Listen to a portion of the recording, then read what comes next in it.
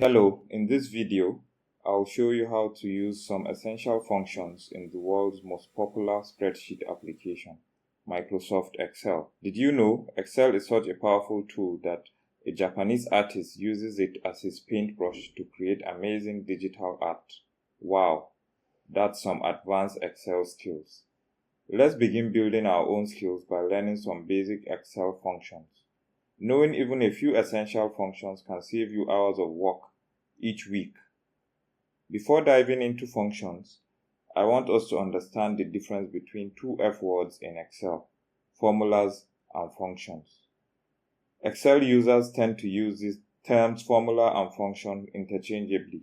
A formula is a user-defined equation, while a function is a predefined calculation that already exists in Excel or is built in. A formula can contain mathematical operators, a cell reference, a constant, or even a function. So a formula can be written as follows: equals 3, a math operator plus, and then a number 4.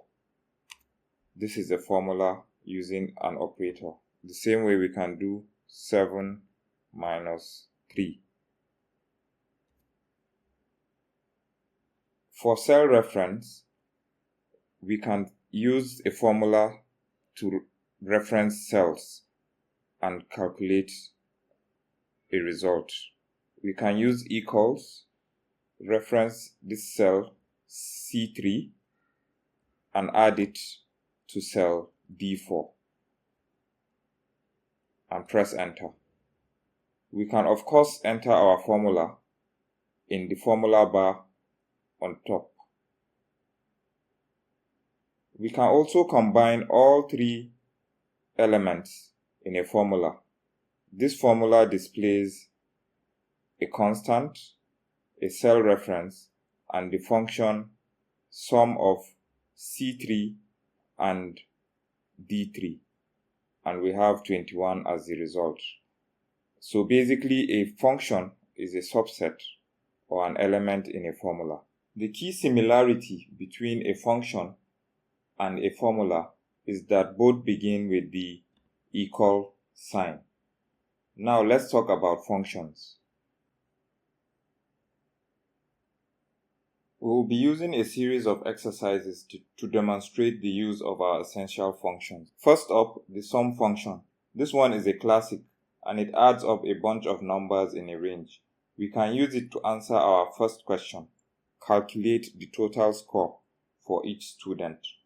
Let's add the total score for Elena. We are going to enter equals to begin our function, sum, select it, then highlight our 4 subjects, close the bracket, and press enter. The sum function is so popular that Excel has an auto sum button that you could use to sum up numbers.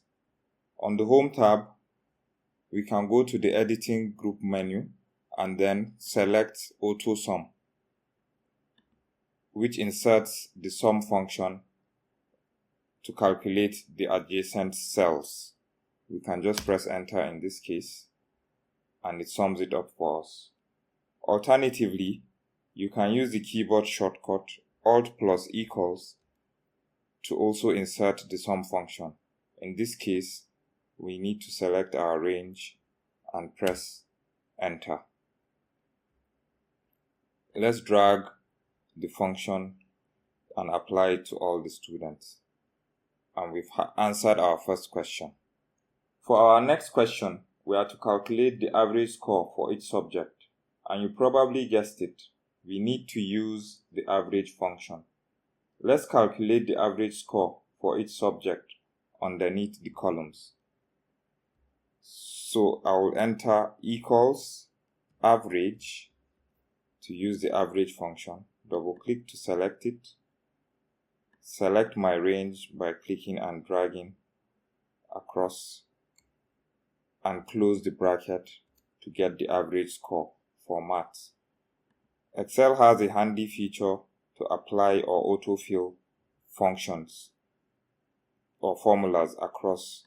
By clicking the edge, I can also drag and apply this to other subjects, and I get the average score for each subject.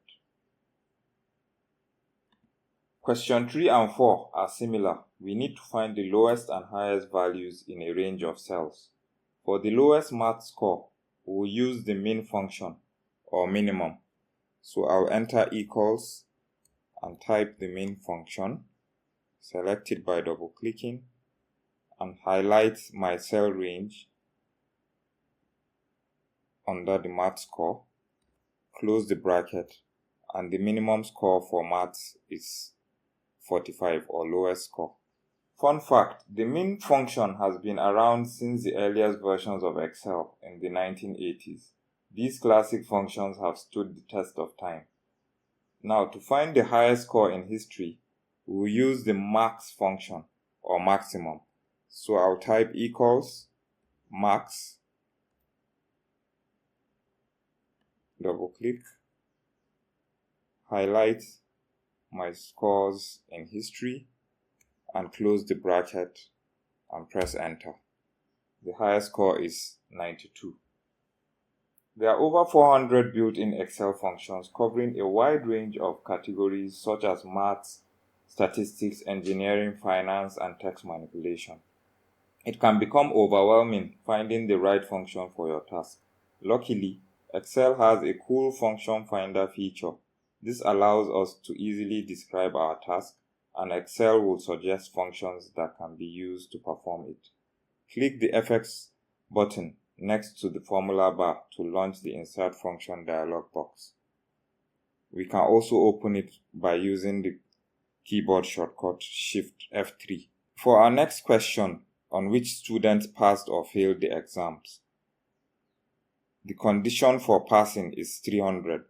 So let's find a function that checks if a condition is met.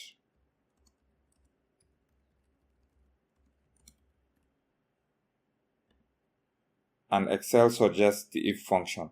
The if function performs a logical test and returns a value if the test is passed or if the test is true, and a different value if the test fails or if the test is false. Our logical test is to check if the student got a total score of 300 and above. So let's select our total score cell for Elena in this case. And our condition is this score has to be greater than or equal to 300. Now, what value do we want to display if the condition is met or our logical test is true? We want to display the pass text. And then what value do we want to display if the condition is false or the student's total score is below 300? We'll display fail. So this already shows us our formula result equals pass because the condition here is true. With this, you can easily see the result or expected result of your formula or your function. So we click OK and it displays pass.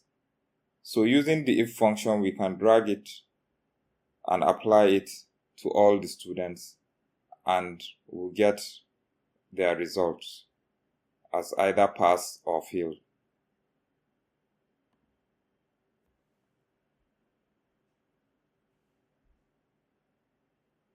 For our next question, if you have a list of items and wish to count them, the count function would help.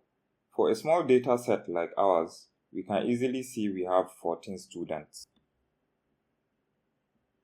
But if you have thousands of records to count, then the count function is there for you.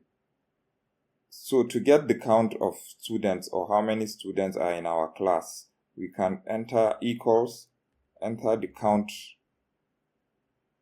function and highlight any of the scores, close the bracket, and we get count.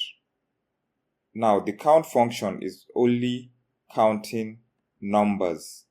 For counting texts like names, you need the count A function. If you select a range, Excel also displays a summary such as average, count, and sum on the status bar. If you don't find a summary item, you can right-click the status bar and add or remove the item you wish to see. For our last question or task of getting the student's full name, we are going to use the concatenate function, which allows us to combine text from different cells into one. We are going to join the first names and last names of our students into full name columns. So I'll enter equals concatenate,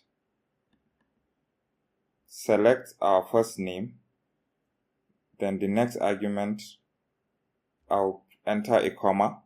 I want a space between the first and last name when these texts are joined, so I'll enter quotes, space bar, quotes, close the quote, and then comma for our third argument, and which is the last name. Close the bracket and press enter, and we have the full name with a space in between the two names. I'll drag this to apply it to other students and label this column full name. Please note that the concatenate function has been replaced with concat in Excel versions after 2016, Excel Mobile and Excel for Web. Therefore, it might not be available in future versions of Excel. That's why it has the small exclamation mark here. And there you have it, the 7 essential Excel functions every beginner should know. Master these and you'll be handling data like a pro. Remember, Excel is used by over 750 million people worldwide. The more you know, the more you can do.